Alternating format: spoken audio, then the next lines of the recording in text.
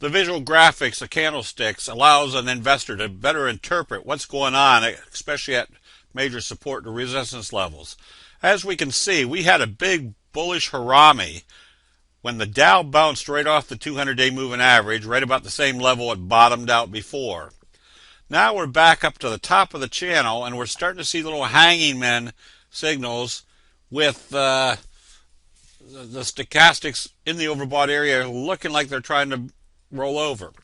So the analysis has to be, today when the Dow sold off, it bounced up off the T-line, telling us we're still in an uptrend. However, we're starting to see some indecisive trading. That still tells us that if this market starts backing off, especially coming back down through today's low and the T-line, that they've probably reversed it for at least a few days or possibly back to the 50-day moving average.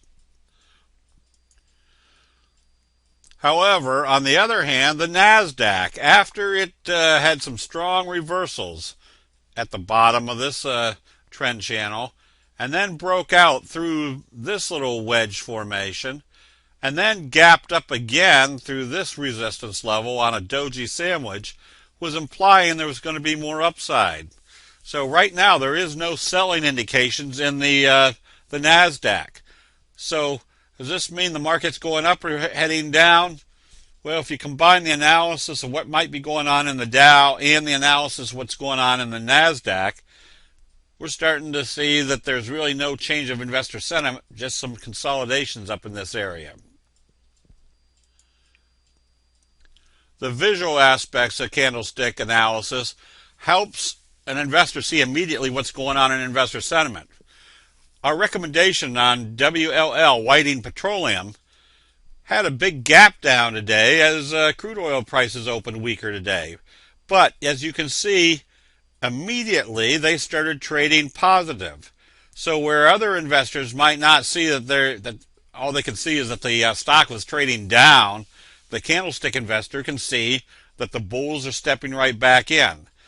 They at least have a game plan, or provides a game plan for what to do with this trade. If it started trading up and then came back down through the open, that would tell me the bears are in control after a doji gap down.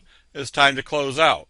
But as long as it kept continuing higher, we knew the bulls were still buying this stock.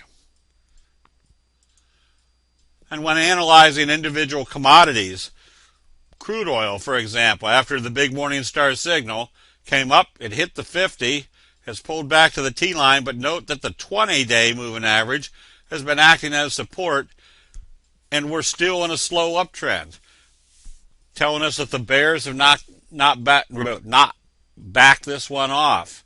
Now, if they sold off tomorrow and came down through the 20, that would tell us that the 50-day moving average had failed.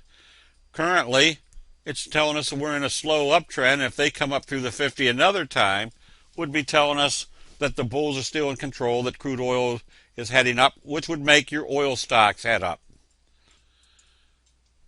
And the candlestick signals work just as effectively on a daily chart, weekly chart, and monthly chart as they do on the 1 minute, 5 minute, 10-minute chart, as we can see in crude oil and trading on Thursday afternoon after hours.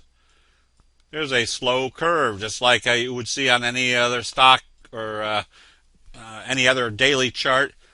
You can see that on the 10-minute chart telling us if they're starting to take crude oil up again, that's going to mean that if they're trading higher tomorrow, that we could be breaking up through the 200-day or through the 50-day moving average.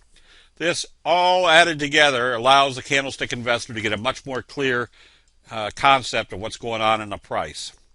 That'll be it. We'll see you in the chat rooms.